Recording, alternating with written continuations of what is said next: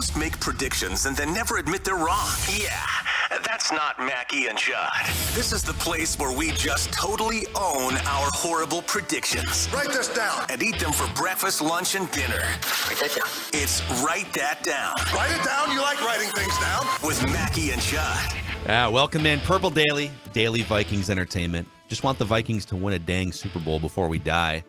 And every single Wednesday, this is our comeuppance. If you're ever wondering, when do those clowns ever admit when they're wrong? Well, we're the only show in America that actually takes it a step further and puts statistics next to our predictions all year long. 3 Vikings or football-related predictions. They must be quantifiable. We keep track of completion percentage and touchdowns. And listeners, if you want to participate like our guy Matt is about to, you can send us a message through the Score North app. The show is presented by our friends at TCL and also Surly Brewing Company, our friends at Surly, keeping us hydrated throughout the football season. Over at TCL, no matter what you watch, maybe a playoff game this weekend or two, TCL has award-winning TVs for any budget, any space, all with stunning picture quality. And TCL makes more than just TVs. They offer mobile products, audio devices, home appliances. TCL brings you joy and simplicity through innovative technology. Learn more at TCL.com. A very fitting Write That Down season here, boys, because the Vikings have played 11 one-score games.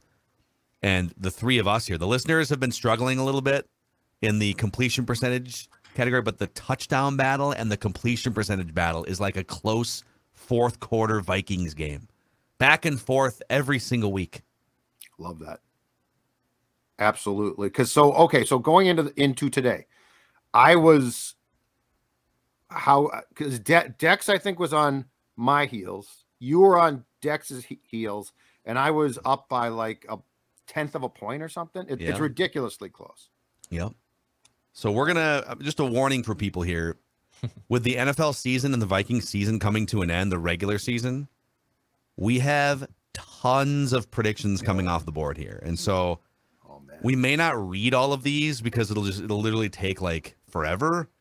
So if we're going to give you kind of a summation, and we'll read as many as we can, but you can come to the YouTube channel to see. We'll put them all on the board here on the YouTube channel, the ones that came off incorrect. But we have pages for the listeners, for instance, of predictions that have come off the board. So let's get to the accountability session. We'll work through this together, all right? Write this down. And we'll start with Judd as we usually do. We'll start with the bad. I'm gonna do this. Oh my God. Here we go. Oh my God. The horror. No. All right. I'm not going to buzz all these because you guys will punch me. Yeah. But I'll buzz a few of them. I'll read them all here. You said the Packers would beat the Lions and clinch a playoff spot. Cousins would sit out the regular season finale in Chicago. The Lions will fire Dan Campbell before next season. I'm taking that off the board right now. I'm fine with that, yeah. OB, if he does something to get himself fired, then we'll Don't revisit. apologize. I agree with you. Okay. OBJ will sign with the Vikings this season. Kellen Mond will take at least 5 snaps in the regular season. He couldn't even get 5 snaps with, was it Cleveland? I think he ended up with Cleveland. Tyreek Hill will make comments about his usage with the Dolphins, like negative comments about his usage with the Dolphins this season. He was awesome. He had no reason to. No. Packers leading receiver will finish 3rd or higher in catches in the NFC North. It was Alan Lazard, I believe, and he did not. Kyle Rudolph will announce his retirement in 2022. Dude scored a touchdown in Week 18. Kenny Pickett will have 10 or more interceptions this season. He had 9. Dalvin Cook will establish a career high in touchdown receptions. He tied his career high, but you said establish a career high. Oh yeah. No, that's a legit beat. Because I did say it, yeah. Daniil Hunter will record his first NFL interception in 2022. The Vikings will finish top 5 in scoring. He went into coverage a few times. Vikings will finish top 5 in scoring offense, and JJ would have 10 or more rushing attempts in 2022, none of which happened. Whew. That's a lot of red. But you know what? Today is a day of comeuppance and acknowledgement of greatness. Or is it? Here are the green. Here's the ones that came off the board on the right side for Judd. Cousins will start against the Bears, but will not finish. You kind of hedged your Cousins prediction there from week to week. Excellent. The Lions offensive coordinator, Ben Johnson, will get an interview for an NFL head coaching job. The Colts are interviewing him. Sauce Gardner will have more picks than Derek Stingley Jr. I don't even remember that one. Zach Wilson will miss at least 8 games this season. So he only played in 9. They had 17 games, so that means he didn't play in 8 games. Nice. The Browns will win 7 games or fewer. The Jags will finish above 500 in 2022. I think you had that a little later. The Jags will be in the playoffs. This could be a touchdown. You said before 2021, when they hired Urban Meyer, that the Jags would be in the playoffs by either 2021 or 22. That's backing into. You give them a 2-year window in a league of a lot of parity. Yeah, I don't think it's a touchdown. I'm fine with that. Okay. Not being a touchdown. This is a touchdown. You said Chris Reed, who had never played at center in the NFL in his career, would start at least a game at center for the Vikings, and he did. So a nice recovery there, Judd. Oh my God. All right, Macadac. We'll start with the bad. I said the Vikings defense will hold the Bears to single digits, force 3 turnovers or more, and Patrick Jones would get 2. There was a time where this looked really good, where the Bears had single digits. Mm-hmm. They had 1 pick, and Patrick Jones had an early sack, and I was feeling the momentum, and then it didn't happen. I said Jalen Naylor will have a 40-yard play against the Bears. He had a 26-yard play, not a 40. Vikings would host the Packers in a playoff game. That came closer to reality than maybe it should have. Mm-hmm. By the end of the season, at least 7 qualified quarterbacks will finish with a 100 passer rating or better. 6. Oh. And one was like 99.3. Oh, man. Mike McCarthy will be out as Cowboys coach by January 1st. Justin Fields would finish 20th or worse in QBR. He was 17th. Trevor Lawrence would be a top 15 QBR quarterback, which he was, and have more passing yards than Cousins. He fell 200 yards short of Cousins. And in 2022, Cousins will have a career high in QBR. I think it was actually a career low in QBR for Cousins. But we go to the positive here. I said Cliff Kingsbury would be out as Cardinals coach by the Super Bowl. We kind of saw that coming. It's not quite a touchdown. I said that way early, but it was kind of headed that way. Vikings will finish at least 4-2 in the NFC Northern Division.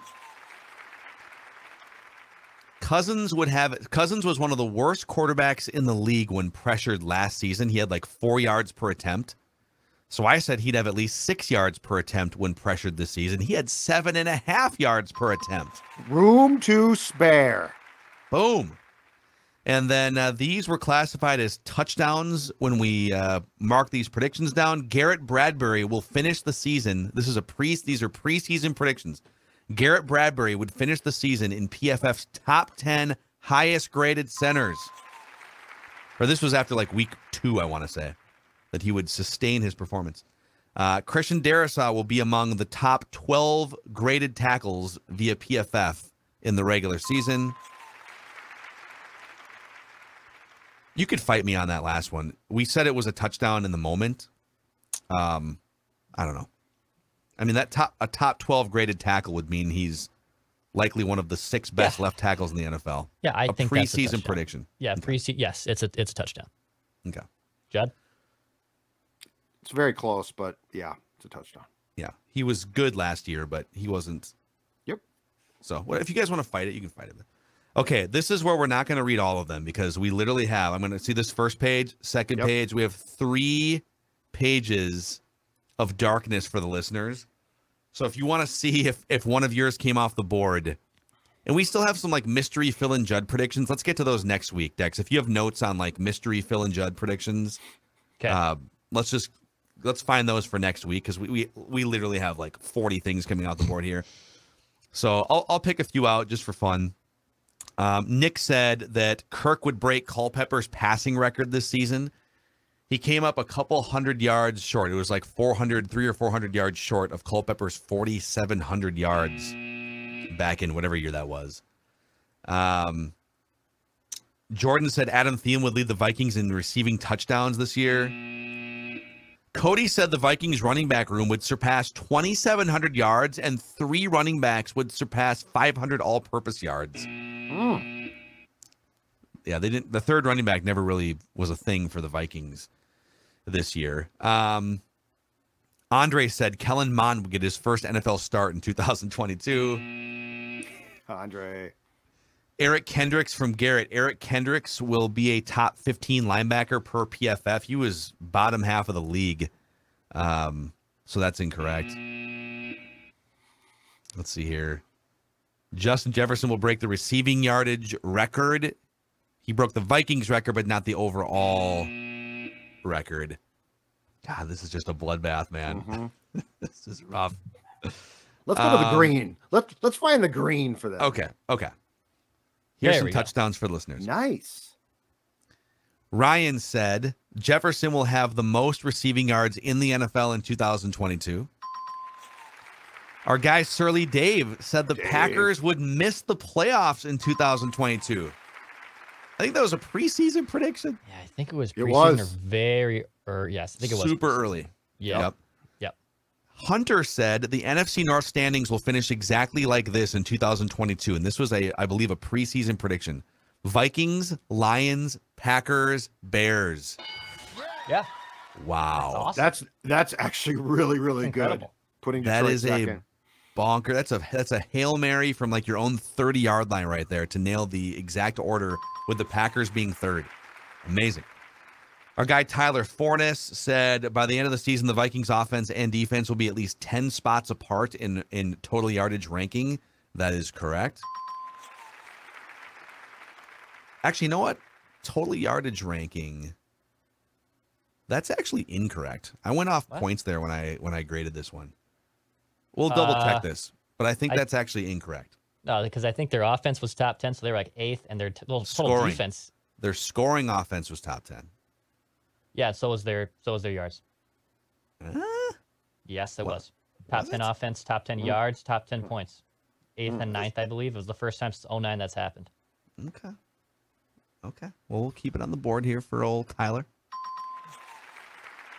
Kirk Cousins will finish top 3 all-time in yards for the Vikings franchise among quarterbacks. He was second. Sebastian said Kansas, Kansas State, Oklahoma will all play in bowl games. They did. And Pierce said Jefferson will lead the NFL in one of these categories: receptions, receiving yards, or touchdowns. I believe he led in 2 of those categories. So nice work by the listeners here. Declan, just a few things came off the board for you. You said incorrectly. We'll start with these ones. Nick Mullins accounts for at least 2 touchdowns in that game. He accounted for 0. You had an NFC seeding parlay that had the Packers at 7. They were not. AFC West will fire at least 2 coaches during the season. Only 1. Wangu will finish with more yards than Madison in 2022. And Zach Wilson will post the best QBR among these second-year quarterbacks: Trevor Lawrence, Justin Fields, Davis Mills, and Trey Lance. But you did get the under correct on the Vikings-Bears game. Woo! And Vikings 7th in total offensive yards, 31st in defense. Woo! Wow. So it's funny because yards per play, they're like 15th or something. They must have just run more plays than other teams to get the cumulative yards, I guess. So congrats to Tyler on that one. Judd, you're now fairly commanding, but not it's not super safe, but you have a 2% lead here, 36.9% completions. I got through the week though. Like I got through this. This is the gauntlet, right, boys? This is where you get really in trouble. Yep. And Dex and I are tied exactly at 34.8% completions. I now have 18 touchdowns to Declan's 14, Judd and listeners at 10, listeners at 21.9% on their completion percentage. So, that's the aggressive, long accountability session because the season just wrapped up here. So let's get our guy Matt in here. He's probably been taking a nap for the last 10 minutes waiting to jump in. Matt, what's going on, man? When did you first become a Vikings fan? I first started following them in 2010 with my father-in-law when I moved up to New England. He unfortunately passed away in 2016, too young, and I kind of became a diehard fan from then and just carried on that Vikings torch for him. Awesome, man. Well, welcome to the show. Welcome to the Dead Parents Club. That is Mackie, Judd, and Declan as well. And we're ready to fire up some predictions here, starting with you. So we'll just go around. We're going to go one at a time, 3 trips around the room, and we'll start with you. What is your first Vikings or football-related prediction? Okay, so this point in the game, checkdowns aren't really going to help, so we're just going to go deep and see if we can try to get back into at least the touchdown competition here for the listeners. So my first prediction is the Vikings will not trail at any point in the game against the Giants and will win by at least 10 points. Wow. You're coming out slinging, baby. I like that. I have a similar one, but I like it. Write this down. A blowout, a decisive victory in the face of national criticism. Love it. I think O'Connell's really going to turn it up this week and bring some creativity that we've been missing the last few weeks. Yeah. Love it, man. All right, Judd. All right. The Vikings will beat the Giants and cover the spread. So we can wait till game day for the spread. We can pick it right now, but the Vikings will win the game and cover the spread. So right now it's 3. Do you want to lock it in at 3? Sure. Okay. Yes. Okay. It was just a big point of contention at one point with me. I had a spread from a couple days before that. I got yelled at on the show. I got chastised like I was a child. I now just want to avoid the criticism and the haters that so often sports dads subjected to. The criticism and the haters. Write this down. The Judd haters out there. All right, Declan. All right. Matt almost sniped my prediction, but I'm going to save it for right now, and I'll say this one instead. Write this down. The Vikings will pull off a successful trick play for a first down or a touchdown against the Giants, and a trick play being a special teams play, fake punt, some type of thing, field goal, whatever they want to do. So a special teams play, a non-quarterback pass, a flea flicker, wildcat formation. This is a little subjective, but I wrote down those 4 things as a trick play. Okay. We can kind of play it out as we watch. Yeah, but if something else happens and you want to bring it to the table and say, I thought that was a trick play, then we can, if they run the Statue of Liberty or something, right? We can. The Chiefs, that random circle that they did, which was Ring awesome. around the Rosie. That was I loved it. Is a hook and ladder a trick play, like that Lions play that kind of helped clinch the game? I think that was a designed play. Like when all trick they plays are designed. Trick plays are designed. Yeah. No, but people have done a lateral before, when they're doing the last play of the game, or I don't think the Randy Moss to Mo Williams play. I know they were practicing it, but I don't know if they designed that. But that's a trick play. It's a spontaneous. We'll get to it. We'll get to it. We will subject it. And I know what you're saying. I know what you're saying. I know where your heart is right now, and it's in a good place. See, I'm not a hater. Okay, write this down. TJ Hawkinson will score 2 touchdowns or more in this game. Oh, Macadac, you're gonna. The Hawk is gonna come in hot. Yep. This is gonna be, and he had a big receptions game against the Giants last time, but he's gonna punch at least a couple in this game. At least. Right. At least 2. I want to be clear about that. But he doesn't have to. But just to be clear, he doesn't have to catch him. So if it's some, trick play, it's just 2 touchdowns. Any way he wants to score him. Okay. Yep. All right. If he wants to return a punt, I don't care. As long as TJ Hawkinson scores 2, it counts. Okay, Matt, back to you. All right, so I think this is going to be the year that Jefferson lets everybody have no doubt that he's the best receiver, possibly player in the league. I think this postseason, Jefferson will have at least 3 receiving touchdowns, at least 1 rushing touchdown, and at least 1 passing touchdown in this postseason. Wow. Dude, that's awesome. These are big swings, man. Matt is not here to mess around with the completion percentage. He is here to throw go routes down the football field. Write this down. And we are here for it. I love that. Judd? Okay. Macadac thinks TJ Hawkinson will have 2 touchdowns. But I'm going to tell you this right now. Irv Smith will catch a touchdown pass on Sunday. Irv Smith. The Vikings are going to find ways to incorporate him. The Giants didn't see him. I'm telling you, with 2 tight ends that can actually catch passes, I think the Giants are going to pay a ton of attention to the Hawk and obviously to JJ. It's going to open up some opportunities. I see a deep red, that's off the record, deep red touchdown pass to Irv Smith. That's off the record, though. So the location of the touchdown. The location is, but I'm just telling you right now, I'm doing some work up here, thinking about this game a lot. Irv Smith. Write that down. Okay, maybe I should have included him on my obscure players that may score a touchdown on the Mackey and Judd. Write that down. I totally forgot about Irv Smith, but you might be right here. Okay, Dex. All right, my second prediction. I'll go with this one, kind of similar to Matt's. The Vikings will not be trailing or tied at any point in the fourth quarter against the Giants. They will not be. So they'll be leading the entire. Once the fourth quarter hits, they will be leading the entire game. There will be no ties. There will be no trailing at any point. They will be in control in the driver's seat with the lead from the fourth quarter on. Okay. Write that down. Write it down. All right, everyone around the country, and we gave you a second episode of Purple Daily today, in which we just play clips of national and New York media disrespecting the Minnesota Vikings, and you should go and consume that if you'd like to. But the upset pick around the country is, the Giants are going to beat the Vikings, right? Yep. Old Macadac is here to give you the other upset pick, all right? It's hard to beat a team 3 times in one season. It's hard to beat a Super Bowl winning coach 3 times in one season. Everyone is blasting the 49ers off into the NFC Championship game. They've won 10 straight. There's no stopping Brock Purdy and the San Francisco 49ers until this weekend when they run into the underdog that won't quit. The Seattle Seahawks will beat the San Francisco 49ers on Wild Card weekend. Write it down.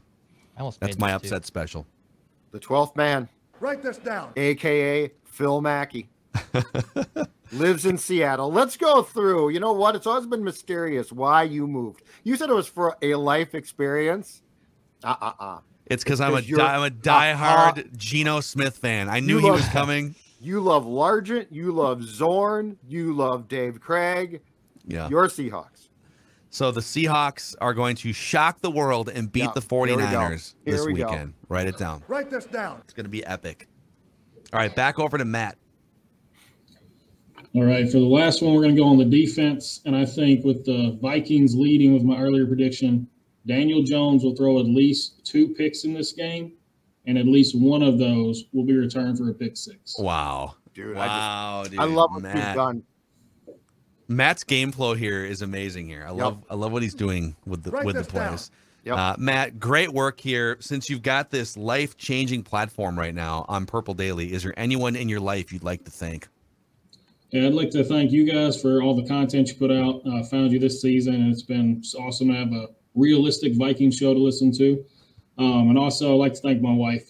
We watch all the Vikings games. I have 3 little boys. She does a great job making sure we got game food ready to go. Just an experience for the family every time the Vikings play, unless they cut us off TV because we're losing too bad. Yeah. What's your go-to game food? Kids were big on mozzarella sticks and pizza roll-ups. So those are probably the 2 staples there. So I'm all in. Oh, who doesn't? Your house next game. I'll fly out there and show up at your doorstep.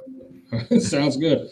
Awesome. All right. Great stuff, Matt. Appreciate you coming on, man. Good luck with your predictions and enjoy the playoff game this weekend. All right, thank you. Great stuff there. Before we forge ahead with our 3 final predictions, let's shout out a new partner of ours here for this playoff run. Popped Corn has some of the best snacks you're going to find. And I think, Declan, do you have that tin with you right now? I have some props. I'm going to go full screen here. Executive move.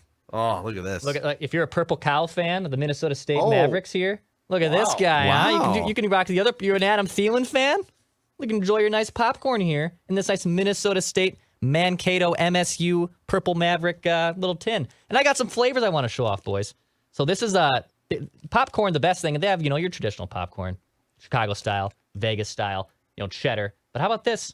How about sour cream and chives, baby? How about a sour cream and chives popcorn? And I'll one-up you here. Another trick play. Trick play here from the popcorn. This is actually, honestly, a heavy bag of popcorn because it's cinnamon bun. It is cinnamon bun popcorn. These things are delicious. I love all the unique flavors of popcorn. You can go to popcorn.com to order this great Minnesota State Mavericks tin or the Vikings tin or the thousands basically of flavors they have at their disposal. Go to popcorn.com, and when you check out in the enclosed message, mention you heard this ad on Purple Daily. It helps out them. It helps us too at Score North. Go check out Popped Corn. Love it. Also, there's a project if you're a Purple fan that lives up 35W somewhere, and it's especially like last week there was blizzard conditions, whiteout conditions for like 3 or 4 days. It's kind of a pain in the butt going up and down 35W. The Northern Lights Express is a proposed passenger train between the Twin Cities and Duluth, even going down to the airport as well. 4 trips a day, round trip, stops in Coon Rapids, Cambridge, Hinckley, Superior, Wisconsin, and this thing is shovel ready. They just need to secure a funding commitment from the Minnesota legislature. If you want to find out more about how this project can help people traveling up and down 35W, sports fans as well, you can go to northernlightsexpress.org. That's northernlightsexpress.org. And stay tuned after this episode for a longer conversation about this project. Okay. Write this down. Back to Judd, your third and final write that down prediction. All right. The Chicago Bears are already open for business on their first overall draft pick. And they're saying, you know what? We're not looking to move that pick. What are you talking about? Which means, of course, they are going to move that pick. I think Justin Fields is their guy. It puts the Bears in the catbird seat of potential trades. So write this down. The Chicago Bears will trade the first overall pick in the draft. Dude, they are going to trade that pick. This is such a fun. If you're in Chicago right now, how split are those fans? I'm sure there's probably a lot of fans that love Justin Fields, but part of this is if you feel like there's a quarterback as good or better than Justin Fields and you can reset the rookie scale contract clock and get capital for a Justin Fields trade, or if you feel like, we've put in 2 years with Justin Fields, but the dudes that are running the show did not draft Justin Fields, right? Right. So, but did they see enough? Like you could make a case that they saw enough to say he's really pretty good. But how good, like if he's not Patrick Mahomes good, would you not rather just go get one of these other amazing quarterbacks and start the clock over again? 5-year rookie scale contract? I would, but to your point, you put in work on Fields. Do you think that there's a guy that could step in who's going to be ultimately superior?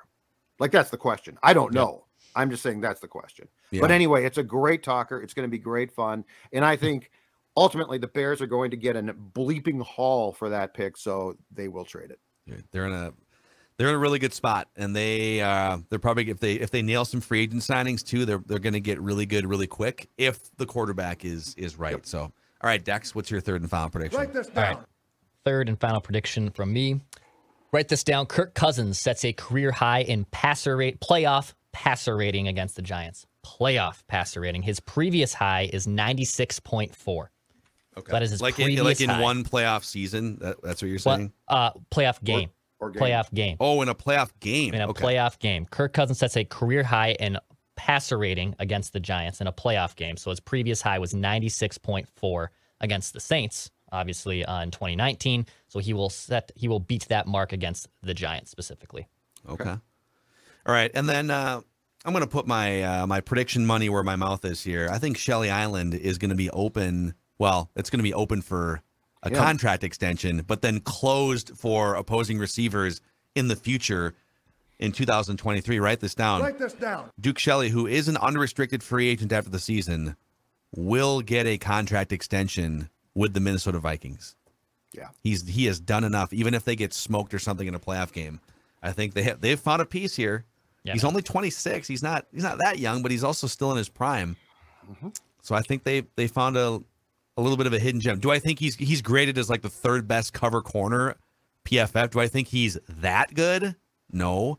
But if he's even just above average and you can get him on a relative discount, Shelley Island, open for financial business starting in March. The bank is open. So there you have it. Those are your write that down predictions. Write this down. And your accountability session here on Purple Daily. Before we bounce on this show, I just wanted to spend a couple minutes. I think it's fun to look at the history of some of these playoff matchups and sort of like what you can avenge or not. I heard as I was combing through New York sports media last night trying to find some what are they saying about the Vikings? And we did, like we said earlier, we did a full episode on just playing clips from New York media members savaging the Vikings on the second episode of Purple Daily from today. But on one of the clips that I didn't say for you guys, I heard one of the hosts talking about how, these two teams have a playoff history that's been pretty good for the Giants. Thought, well, 41 Donut definitely was good for the Giants. They may have cheated by listening to the Vikings play calls and headsets. But I would argue that the 1997 playoff game that doesn't get talked about nearly as often, they kind of sprung the Vikings. Denny Green probably saved his job with that victory. I watched that game back a couple weeks ago on YouTube. It's absolutely worth the watch. The Vikings were down by 2 scores with like a minute and a half left. Touchdown, onside kick, drive, field goal to win the game.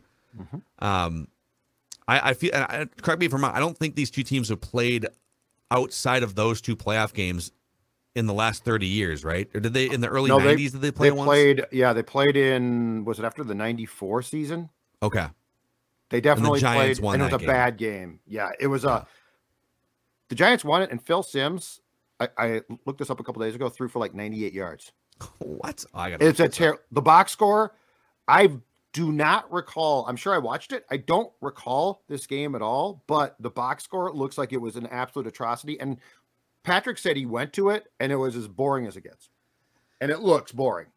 So this would have been Vikings held a lead, like going into the fourth quarter, and then Rodney Hampton rushed for 2 touchdowns, I think, at the fourth quarter.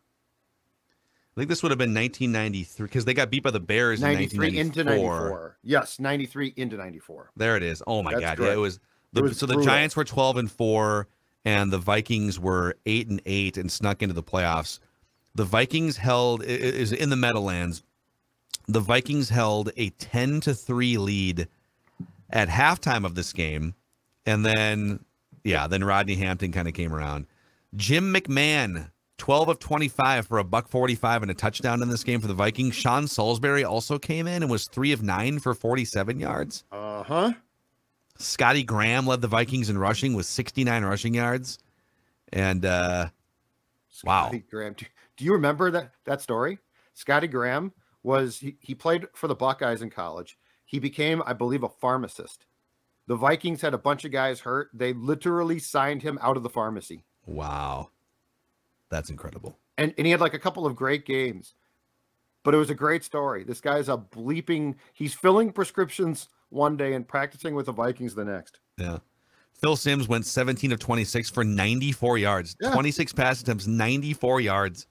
And then Rodney Hampton ran 33 times for 161 yards. So yeah, 3 playoff games against each other since 1993. But I would argue the one 41 Donut gets the most publicity because it was like a springboard for the Giants to go to the Super Bowl and whatnot.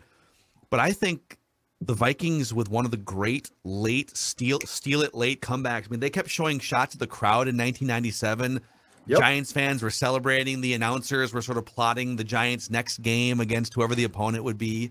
Mm-hmm. The Vikings displayed atrocious clock management down the stretch in that game too. They kept huddling with like 3 minutes left, and they somehow found a way. But I think that's the more noteworthy historical matchup between these teams in the playoffs, even ahead of 41 Donut. Maybe I'm just being a homer. That game that you're referring to makes me miss the real onside kick. Yeah. Because now it was on turf too. Yes. But I mean, that's back in the day where you could just go in there and just maul people. And that onside kick, if you go back and watch that, I miss the ability to at least retain the ball that way. Yeah, because you're kicking, it was on AstroTurf. The Meadowlands had that concrete AstroTurf. It was awful. And the ball just took weird bounces. You could get it to pop up in the air, or you could just kind of rifle it off of a defender's chest. Yep. And they recovered that ball. And it was just like watching that, because even knowing the outcome, watching it back, you're just like yelling at the TV, guys, come on, go. Pick up the pace here, call timeout, and you're yelling at Denny Green. It would have been interesting to have Ventline back in the 1997, 1998, the Randy Moss era, if YouTube existed. Oh my gosh. Jake Reed had a big touchdown catch in that game as well, right? I believe he did. Yes. Yeah. Yep. and they were lauding like the two great Vikings receivers and how Jake Reed had like 4 consecutive 1,000-yard seasons, and Yes. the Vikings offense is full of weapons. Like, yeah, just wait for 4 more months. Wait for next season. Yes. So it'll be fun to whatever happens this weekend to add to just some of the historical craziness of Vikings-Giants in the playoffs, 41 donut, and the 1997 comeback. If you want New York media members savaging the Vikings, if you want your blood pressure to rise up, we gave you another episode of Purple Daily earlier today too, so you can check that out. And tomorrow I think we do a state of the offense sort of regular season recap and a look ahead into what could happen in the playoffs and a random Viking of the week as well. Whew. A lot of pressure. Yep. All right, dudes, that's a wrap. Purple Daily Vikings Entertainment. We just want the Vikings to win a Super Bowl before we die. Happy playoff week, everyone. All right, hey, everyone, before we say goodbye on this podcast episode, we'd like to shine a light on a project that could be very beneficial for sports fans around the state of Minnesota. Maybe those of you who are looking for more convenient ways to travel up and down 35W all the way up from Duluth and all the way down to Minneapolis and the airport. The Northern Lights Express is a proposed passenger train between the Twin Cities and Duluth. 4 round trips every day with stops in Coon Rapids, Cambridge, Hinckley, and Superior, Wisconsin. And Amtrak Vice President Joe McHugh in 2019 said the Northern Lights Express is one of the most shovel-ready projects in the nation. Just need the next step of securing a funding commitment from the Minnesota legislature. And so joining me now to discuss the project and the benefits are Andrew Johnson from the Minneapolis City Council and Jim Payne, the mayor of Superior, Wisconsin. Let's start with you, Andrew. Can you speak just the benefits to maybe sports fans or people in and around the Minneapolis metro area if we can get this thing going? Absolutely, Phil. Well, the last time we had a snowstorm like the one that's happening right now just behind me also happened to be a Vikings game over at US Bank.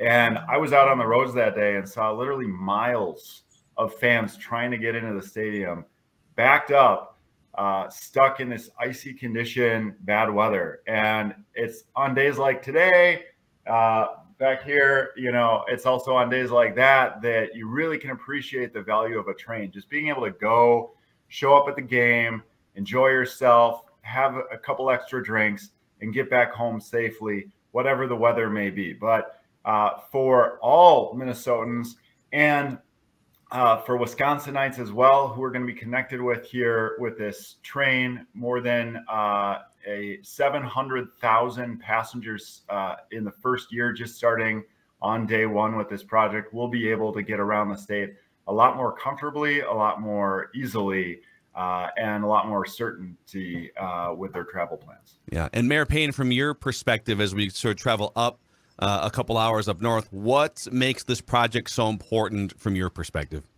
Well, the fact is we're sports fans too here in Superior, Wisconsin, and we live in a pretty unique community when it comes to our fan loyalties. I am very loyal to the state of Wisconsin, but Green Bay and Milwaukee are a very long way away, and Minneapolis and St. Paul are not. But as the counselor pointed out, it's tough to get there. One of the most dangerous things in Minnesota, bar none, is still Highway 35. It's dangerous to drive all 4 seasons of the year. And in the winter, he's right, blizzards become more dangerous than hurricanes and tornadoes combined. The Vikings play in the winter. But you know what? It's fun to go see the Twins too. And even if we don't want to have a couple extra drinks, let's be real, we're from Wisconsin. That's likely to happen. But it's just a hassle to have to figure out parking, to spend the gas money, to dedicate those extra couple hours where you're just in the car dealing with the stress of traffic. You need more planning. It's just fun to go down there, not worry about it, and celebrate the game the whole time. What this project offers is something like a 2-hour tailgate. Yeah. I would also think too, like college students, either commuting holidays, whatever it is, from Duluth, Minneapolis, see family, makes it more convenient. In the last minute here, I'll start with Andrew. Maybe both of you can answer questions about. So it's considered a shovel-ready project. Need the funding. Can you speak to cost, funding, and also timeline once the shovels potentially do hit the ground? Absolutely. Well, our most recent updates on the cost is about $85 million from the state of Minnesota. Now that will go up a little bit with the inflation that we've seen across every project. So we're getting updated numbers. But the important thing to note on that is that we have a 4-to-1 match with the federal government. So the funds are available, ready for us to just get as a state, and we can get 4 times that from the feds. So that's about $425 million. And that money is going for upgrading railroad crossings across the whole corridor. So you're going to see benefits not just for riders of the train. And we really call it shovel ready because you don't really need to lay down new track. We have track all along the route that can be used today as well. So this isn't like what you're seeing with Southwest Light Rail or some of these other projects where it seems like the timeline keeps getting stretched out. This is a pretty quick start to finish project once the funding's in place. Yeah, Andrew's right. There really aren't any shovels that necessary. It's every part of this project already exists. The cars exist, the track exists. Amtrak exists and is ready to operate this. It's a matter of committing to the funding for this year and the years to come. The sitting governors of Minnesota and Wisconsin will be seeing the Packer-Viking game together on this train. Yes. And I should mention for the audience, too, you can find your local Congress member, legislator, if you want to send a message, northernlightsexpress.org, northernlightsexpress.org.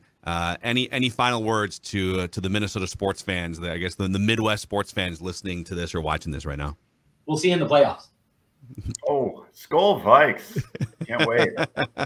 Love it. Thank you both for coming on. And again, the website is northernlightsexpress.org if you're interested in more information.